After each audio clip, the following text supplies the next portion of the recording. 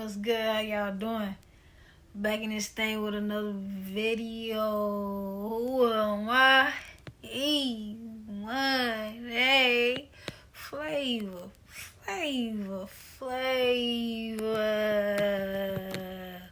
How y'all doing, man? Flava fam. Flava game. Are y'all alright? I just need to know that. You know?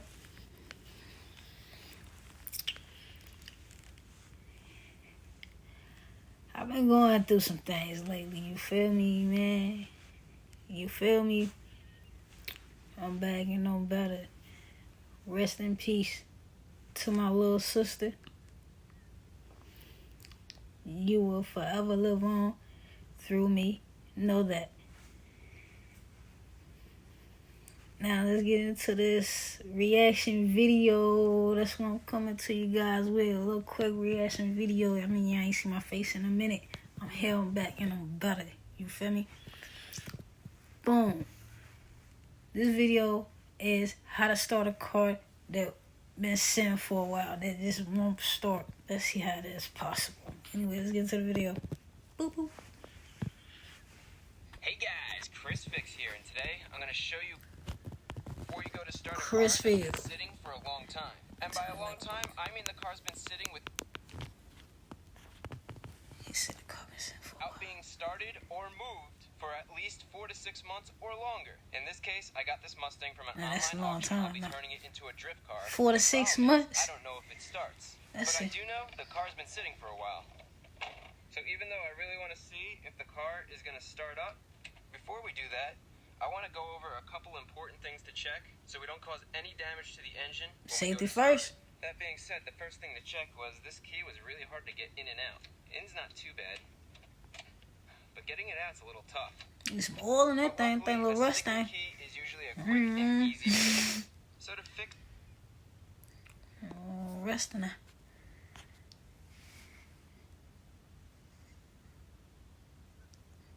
Hold on, y'all, bear with me.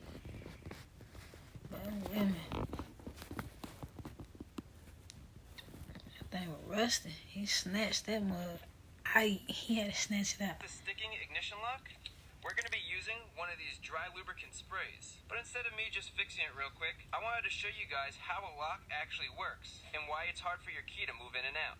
So there are two main reasons why your key might be hard to move in and out of the lock. And the first reason is every time you put your key in your pocket, you have a chance of getting lint on the key. And then when you go use the key in your lock, you force that lint in here and it just gums things up. The other reason is, watch these pins right here. You can see when you push the key in, the pins move out of the way and become even so that you could pop the lock open or start the car. So if these pins aren't lubricated, it could be difficult to move the key in and out. So what we're going to do is we're going to spray a dry lock lube. It's a dry lubricant. It goes in wet and then the liquid evaporates and provides lubrication so the key could slide in and out without getting hung up. So you can see how well the lubrication worked in here. Now let's go try this out in the Mustang.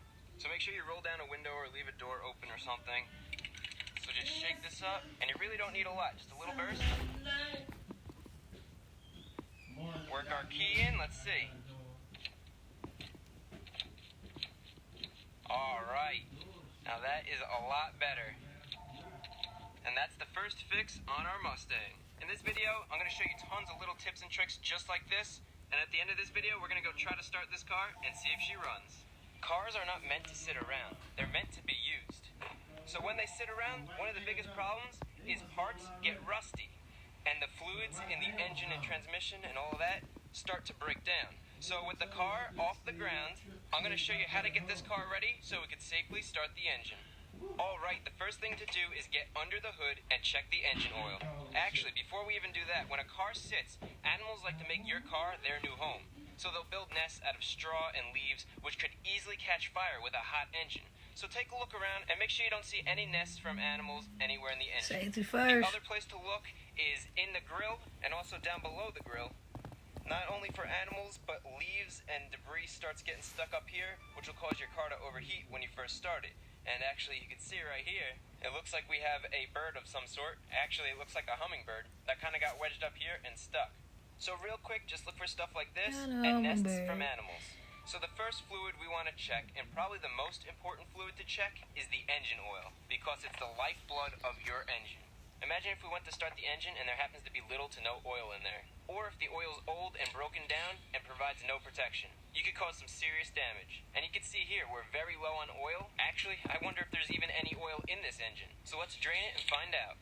I want to catch an oil sample to get analyzed, which could give us some useful information on the condition of the engine. So just loosen the drain plug and drain the oil. Gotta catch some oil for the sample. Good. And with the oil completely drained, screw in the plug and tighten it down. Not too much, just so that it's snug. Wipe the remaining oil off, and let's remove the oil filter. Now this filter is mounted sideways, and I hate when they design it like that because it makes it a complete mess to remove. To combat that mess, a tip I have is to use tin foil right underneath the filter to funnel the oil as you remove the filter. See what I mean? Look at the oil getting everywhere. But luckily, the tin foil trick works pretty good. Now we can install the new filter. Remove the foil for a quick and easy cleanup, and only hand tighten the filter. There's no need to get it any tighter than that. And I always write the current mileage on the oil filter so I won't forget it. Now all we need to do is fill the engine with oil. Grab a funnel, and an awesome tip is to pour the oil from the container sideways, just like this. When you pour it sideways, notice the oil pours out smoothly, and it isn't coming out in waves, which usually makes a mess. I'm using full synthetic high mileage motor oil, which is perfect for this engine, and the stresses we're going to be putting it through as a drift car. Alright, so checking and changing your engine oil is probably one of the most important things you could do before starting an engine that's been sitting for a while. The next very important thing that we're going to do is we're going to be using some fogging oil in each of the cylinders to lubricate the cylinder walls before we start the engine. So when an engine sits for a long time, all the oil drips down to the bottom of the drain pan. Even the oil that's supposed to be coating the cylinders slowly makes its way down, so the cylinders are completely dry, and that's where the fogging oil comes into play. To fog the engine, remove the spark plug wire, and then remove the spark plug. And since we have to take the spark plugs out to fog the cylinders, now's a good time to inspect the spark plugs. You want to make sure that there's no cracks in this ceramic here. If there is, you have to replace it. And you want to look at the area that's in the engine and sparks. You want to make sure it's not gummed up with oil. If it is, clean it off or replace them. And you also want to check the gap. On this Mustang, the gap's supposed to be 0.055 of an inch. So we take our gapping tool, we take our spark plug, and we gently move it across until it kind of gets stuck. And you can see it's starting to get stuck around 0.055. You want to be careful with these platinum plugs. You don't really want to rub against them hard because you'll remove the platinum coating. The electrode here doesn't look horrible, but these are probably the original Ford plugs, so they really should be replaced. But You I think gotta replace the spark plugs and everything. You gotta make sure you take the old out and seeing what makes the most power. with the So I'm new. gonna wait to change Take these the old until out then. and Now with to the fog new. the cylinder, Out the all old you're and gonna with the do new. is go into the spark plug hole with the spray It's like and a hold clean the trigger down heart. for 1 or 2 seconds. You know, out the old and with the new. Just like that. And what it does is it puts a thin coat of oil on the cylinder walls and piston Clean rings mine. because extra lubrication is never a bad Out thing. with the Now old I'm going and to with spray the this new. stuff in each cylinder. So there's 4 on this side, 4 on that side, and that's going to completely lubricate the upper combustion chamber. Now with all the cylinders fogged over and lubricated, we have something else that's very important that we need to do You with gotta any put some car new that's been tires on. sitting You for gotta a put while. all new And that is everything. draining the gas tank. Yeah, Old gas doesn't burn as you good gotta as do new too much gas, to the plus body old gas though. can clog up the fuel system, so we need to remove the old gas and add in some new gas. So grab a hose and Definitely push it need down that until new it hits the gas. bottom of the tank. Definitely Now grab need a some pump new and gas, connect man. the hose to the pump so you can pump out the gas. Then start pumping the gas out and have an empty gas container ready. Once the gas starts running down the hose, it's going to create suction and pull the rest of the gas in the tank out with it. So you can Out remove the with pump, the just try old not to make a and mess, with the new. like me. And the key to making this work is to have the end of the hose below the car's gas tank, like this. So now we have gravity doing our work. The gasoline's getting pulled down by gravity, and it's going right into the tank. And once you remove the hand pump, it's actually a decent flow. So be sure to have an extra gas tank, just in case this one fills up. Alright, so we just ran out of gas, which is good. That means our tank is empty, and that is all there is to it. So we siphoned the whole tank empty. There might be a little bit of gas left in there, but now we'll put some fresh gas in there. It'll dilute any of the bad gas that's remaining in here, and it should be good enough to start.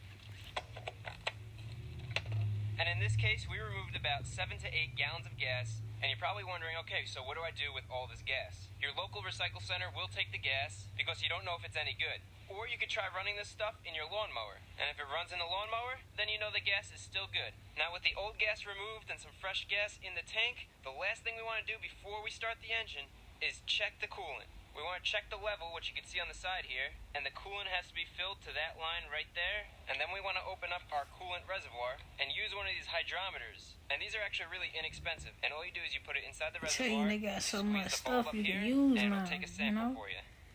And you can Got see our solution. sample is brightly colored. A solution for everything. They got a solution for everything. Check this temperature here. So we look here. This is That's how Fahrenheit that in the work. blue. And we're protected to negative 35 degrees around there, and that's exactly where we want to be for a 50-50 mix. So a combination of bright colored coolant, whether it's orange, whether it's green, purple, whatever color your coolant is, you want it to be brightly colored, and then it should protect at negative 34 degrees Fahrenheit, which this is. So our cooling system is in good shape. And I'll wait till later down the road to change the coolant. After doing the coolant, we're technically safe, so we could start the engine. But before we start the engine, there's a few more things that I want to cover, just to be extra safe, such as the power steering fluid right here. The power steering fluid is really easy to check. You can see here it says minimum and maximum, so it has to be between these two lines, and it's filled right at the top, which is good. The next fluid to check is another non-essential for running the engine, but it's very essential for stopping the car if we take it for a test drive, and that's checking the brake fluid. On the side of the brake fluid, there's a max line right up here, and there's a minimum line right down here. So you want to make sure the brake fluid's in between both of those lines. If your brakes are worn out, your brake fluid's going to be on the lower end, and if your brakes are brand new, it's probably going to be on the upper end. Alright, this is really exciting. Our fluids are changed, we have fresh fluids, fresh oil, so now we're going to go see if we can start the car. I think the battery's going to be dead. I charged it up, but I think it's really bad. Yeah, I got nothing. So we're going to go put a jump starter on the battery. Now, I don't know if you guys have these mini jump starters, but they are great. You get the cables, and then you get the mini jump starter. Check this out. That's going to start the car. Just pop that open, plug this in, and we're ready to go. Black to the negative, red to the positive. Always. Alright, let's see what we Remember got. that now. Come on, baby, start up. You gotta talk to her now. Huh? Gotta talk to her now. Come on. Gotta talk to her now. Come on. Gotta talk to her now. So I'm not going to go diagnose this now. We're not going to go test all the different systems. But what I think, it might be a fuel pump. Not completely sure. So we're going to test that theory out with some starter fluid. So with the air Test it off, all. we're You going to go try to gotta start the test car, and I'm everything going to add in that starter mug. fluid. Get starter up. Even if you do it step by step. Yeah. Oh man, that is exciting. Make That's like what no. I'm talking about. The car is running. This is awesome. Pump it up. So right now it is literally running on the starter fluid. Now if that doesn't get your heart going, I don't know what does. I am pumped. So the starting fluid works. I think the fuel pump is bad. I'm going to go do fuel pressure tests and all that other stuff. That's going to be in the next video of the series on building this dream car. So stay tuned. Hopefully this video is helpful. And now you know, when you go to start a car that's been sitting for a while, what you need to do, so when you start it up, the engine won't get damaged. Now I need to get a fuel pump, and I also need to get a battery. Made like This new thing again. is You amazing. see I that love these car? little jump starters. Car ain't start for months. You got that more working though. Got that more working though. Yeah. Yeah. Got that more working though.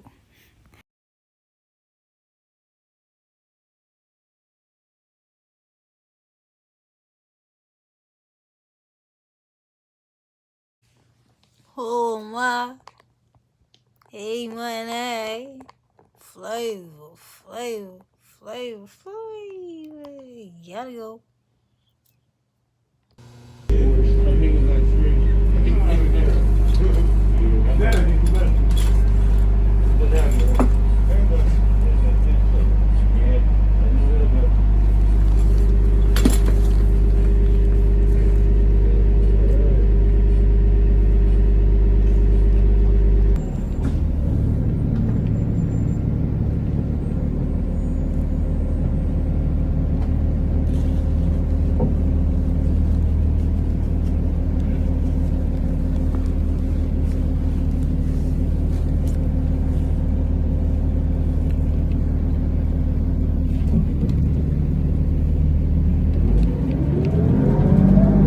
Just imagine soft, loose curls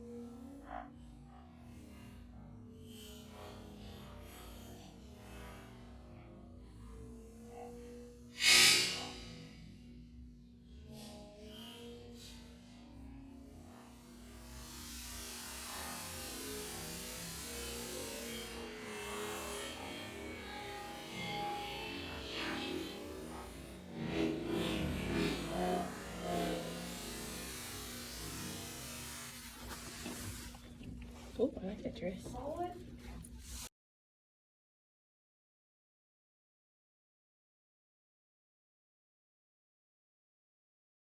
Do you When will love people Jesus? give it to the Lord? Do you want to go to heaven and live a happy life forever? If you said yes, please reuse this sound. Our Father Jesus died for your sins. Please spread the gospel because you never know when he is coming.